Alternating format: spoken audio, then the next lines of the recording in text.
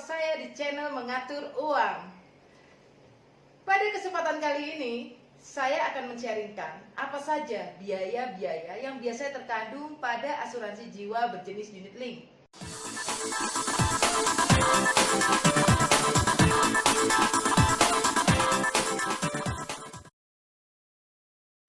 Oke, langsung saja ya. Pada saat kita membayar premi asuransi jiwa pada unit link, nah kita misalkan bayarnya bulanan, kuartalan, semester, tahunan, terserah. Itu biasanya terbagi menjadi dua, jadi dialokasikan ke dua tempat ini, yaitu premi dasar dan top up ya. Jadi bukan dibagi dua, kesehatan, sisanya investasi atau tabungan. Tapi yang tepat adalah dialokasikan menjadi dua, premi dasar dan top up. Lalu bagaimana komposisinya? Bisa saja premi dasar semua 100%, bisa saja 50%, 50%. Bisa saja 70-30 atau kebalikannya 30 atau 70. Itu semuanya bebas, tergantung kesepakatan awal antara agen sama nasabahnya di awal maunya seperti apa. Tapi tidak perlu khawatir, biasanya seiring dengan besarnya premi dasar, maka dia berbanding juga dengan bonus manfaat yang diberikan oleh perusahaan asuransi, entah itu berupa UP atau berupa bonus-bonus lainnya. Itu bisa ditanyakan kepada agennya, kenapa premi dasarnya kok tinggi sekali. Jadi biasanya itu berkontribusi sama manfaat yang diberikan. Oke, yang perlu diketahui, apapun atau berapapun yang dialokasikan ke premi dasar atau ke top up, sebelum kita berbicara apa manfaatnya, tapi kita harus tahu dulu, pada asuransi jiwa unit link banyak sekali biaya-biaya yang dibebankan. Tapi sebenarnya worth it sih, karena kita mendapatkan manfaat juga. Oke, dimulai dari premi dasar. Saya asumsikan nasabah ini menabungnya per tahun ya, dengan dibagi dua, 50%, 50%. Misalkan nabungnya 20 juta.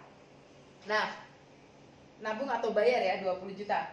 Jadi 20 juta itu dibagi dua, 10 juta, 10 juta.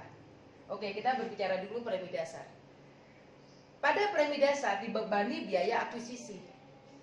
Biasanya biaya akuisisi itu terjadi 5 kali atau 5 tahun. Tahun pertama 100%, 80, 70, 60, 50. Lalu di tahun ke-6 dan seterusnya tidak ada lagi biaya akuisisi pada premi dasar, atau bisa juga dibonusin. Tapi juga tidak menutup kemungkinan biaya akuisisinya tidak ada sama sekali pada premi dasar. Jadi ini relatif ya, tergantung perusahaan asuransinya dan produknya apa. Bisa ditanya kepada agennya.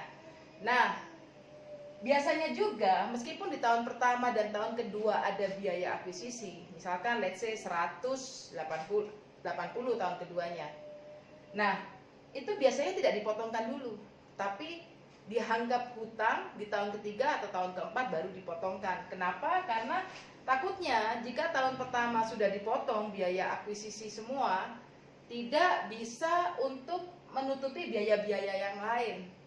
Ya, atau kebijaksanaan lainnya lah.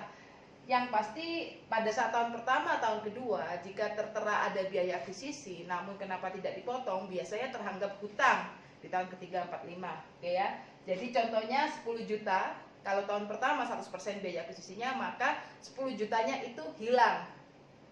Karena untuk bayar biaya akuisisi. Jadi sudah bukan punya kita lagi ya. Tapi sisanya tinggal di top up itu. Oke, ini untuk premi dasarnya ya. Nah, lalu untuk top up-nya. Di top up pun biasanya juga ada biaya akuisisi. Biasanya ini terjadi sepanjang nasabah membayar top up atau memasukkan uang, itu dianggap top up kan. Nah, pada saat kita masukin uang, biasanya biaya akuisisinya sekitar 0,5% sampai 5%. Bisa kurang, bisa lebih, tapi juga bisa tidak ada sama sekali. Karena saya mendapati ada satu perusahaan asuransi jiwa, salah satu perusahaan asuransi jiwa yang biaya akuisisinya pada top up itu 0, tidak ada potongan. Jadi 100% murni dimasukin kepada wadah investasi. Well, setelah kita mengetahui biaya akuisisi pada premi dasar dan top up, maka sisanya tadi itu setelah dipotong ini dan ini baru masuk ke wadah investasi. Nah, apa yang terjadi pada uang kita di wadah investasi? Nah, ini berlaku kurang lebih mirip dengan kinerja reksadana. Nah, pada saat masuk wadah investasi itu biasanya terjadi pemotongan biaya admin. Entah 5.000, 10.000, 15, 30.000, 50.000 per bulan ya. Atau bisa juga tidak ada, tergantung lagi perusahaan asuransinya dan produknya apa. Jadi relatif ya. Setelah dipotong biaya admin juga ada biaya pengelolaan dana. Biaya pengelolaan dana itu terhadap dana yang ada di wadah investasi yang dikelola itu. Biasanya terjadi setiap tahun. Nah, biaya pengelolaan dana itu juga bergantung terhadap pemilihan unit linknya atau jenis reksadananya. Jadi misalkan pemilihannya di unit link pasar uang, pendapatan tetap, ekuitas atau dana saham. Nah, itu masing-masing instrumen itu memiliki biaya sendiri-sendiri. Biasanya 0,5% sampai 2,5%. Tidak untuk kemungkinan juga tidak ada. Jadi bisa ditanya kepada agennya, berapa sih biaya pengelolaan dana pada unit link pasar uang di perusahaan asuransi jiwa ini, pada dana saham di perusahaan asuransi jiwa ini. Jadi ditanya dulu berapa. Oke, setelah dipotong biaya admin dan biaya pengelolaan dana, barulah kita berbicara manfaat asuransinya. Nah, manfaat asuransi yang dibeli ini apa? Proteksi yang dibeli ini apa? Bisa yang dibeli waiver premium atau PB. Ini adalah proteksi pada saat tertanggung atau pembayar tidak bisa membayarkan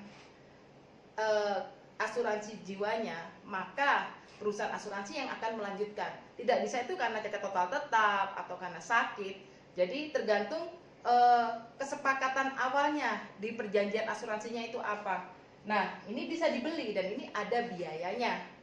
Lalu juga ada cacat total tetap. Itu kan suatu proteksi juga ya. Maksudnya jika tertanggung mengalami cacat total tetap akan keluar biaya berapa. Lalu jika meninggal karena kecelakaan, terus juga jika masuk rumah sakit, lalu jika terjadi penyakit kritis, itu akan keluar manfaat apa saja. Dan itu beli ya, kita membeli proteksi. Dan ada biayanya masing-masing ini yang bisa ditanyakan kepada agennya. Lalu juga ada proteksi dana pasti. Maksudnya di sini misalkan dana pasti pendidikan SD, SMP, SMA atau kuliah atau setiap tahun atau setiap 5 tahun. Dana pasti untuk pensiun, dana pasti misalkan terjadi resiko pilot bisa ditentukan setiap tahunnya keluar, atau income replacement menggantikan income tertanggung pada saat terjadi resiko. Nah, seperti itu. Di dalam dana pasti ini yang saya bicarakan adalah dana pasti. Uang yang sudah pasti nominalnya keluar, sehingga itu adalah proteksi karena kita membayar uang kecil untuk mendapatkan uang besar dengan kepastian dana ini.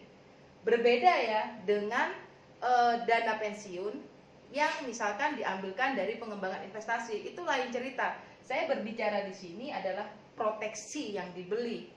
Kalau dia itu bersifat unit link, maka dana pasti yang keluar biasanya ditambah dengan hasil pengembangan investasinya. Oke. Dan masing-masing ini semua kita harus tahu berapa biaya-biayanya.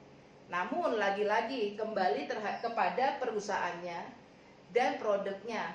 Ada juga yang biaya proteksinya ini tidak ada, dibebaskan.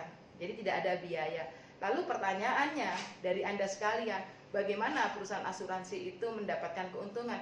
Ya, mungkin subsidi silang dari biaya-biaya yang lain atau pengembangan dana investasi. Kita tidak tahu. Yang pasti kita melihat saja dulu, masing-masing dari sini semua biayanya berapa. Kalau tidak ada, ya bagus. Setelah tahu biayanya berapa, baru kita berbicara, worth it kah? Atau sebandingkah dengan manfaat yang kita punya atau yang kita beli? Nah, dari ini semua, kalau misalkan Anda sudah mengerti berapa biayanya, saya yakin 100% Anda akan merasa enjoy dengan investasi pada asuransi. Namun, kalau Anda tidak tahu biaya-biayanya ini, yang ada Anda malah kecewa. Karena Anda tidak tahu biayanya, tetapi Anda berharap investasinya berkembang. Pertanyaannya, apakah biaya dan kenaikan biaya itu sebanding dengan pertumbuhan investasinya? Kalau tidak sebanding, akhirnya investasi Anda akan tergerus terus dan akhirnya lep atau tidak aktif. Lalu Anda akan bilang mungkin asuransi penipu. Nah, seperti itu. Jadi hal yang paling utama pada asuransi jiwa unit link, Anda harus tahu biaya-biaya ini berapa. Nah, ini gambaran saya secara umum. Jadi bisa jadi ditiadakan, bisa jadi setiap biaya-biaya ini ada semua, kalian Anda bisa catat. Jadi tahu betul. Nah, kalau juga pun Anda sudah tahu biayanya, kalau Anda fokusnya pada manfaat asuransi, Anda pun juga saya yakin nyaman untuk membayar asuransi sesuai jatuh tempo. Karena apa? Karena Anda tahu berapa sih biayanya untuk mendapatkan proteksi yang saya harapkan ini. Worth it nggak? Anda sudah tahu di depan. Jadi Anda merasa tidak rugi membayar asuransi karena demi mendapatkan manfaat-manfaat ini. Atau sebaliknya, membayar asuransi demi mendapatkan pengembangan investasinya. Karena Anda sudah tahu berapa biayanya, ternyata biayanya kecil dan hasil investasinya menjanjikan. Nah, seperti itu. Inilah pentingnya. Sekali lagi saya ngomong, ini penting sekali untuk Anda ketahui berapa biaya-biaya yang terkandung. Ya, ini semua sharing yang saya berikan kepada Anda, semoga berguna. Dan mulai dari sekarang coba review kembali polis-polis asuransi Anda sehingga Anda tidak merasa dirugikan dengan memiliki asuransi. Mulai dari sekarang kita disiplinkan untuk mengatur uang.